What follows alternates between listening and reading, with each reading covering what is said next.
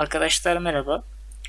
Bu videoda sizlere bilgisayarın özelliklerini nerelerden bakabilirsiniz onları göstereceğim çok kısa haliyle. Başka yerlerden de bakabilirsiniz muhtemelen. Sadece örneğin klasik yöntem bilgisayarıma çift tıkladım. Boş alanda sağ tıklayıp özellikler dedim ve burada bazı özelliklerimiz, ayarlarımız mevcut. Buralardan bilgiler var. Bilgisayarımızın adını buradan da ulaşabiliriz. Onun haricinde bir diğer yöntemde arama butonuna dx diag yazıyoruz. Şu şekilde bir komut çıkıyor. Enter'layıp komutun içine girebiliriz. Bu da bir başka yöntem. Sistemimizin işte adı, işte ekran RAM'i, ekranı,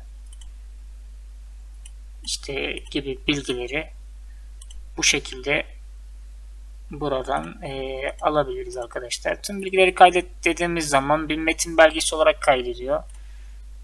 Bu tam bizim istediğimiz bir kaydetmiş yöntemi olmayabilir. Bu şekilde biraz karışık. Yani işinizi görürse. Başka yöntemleri de vardır. Benim bildiğim kadarıyla bunlar.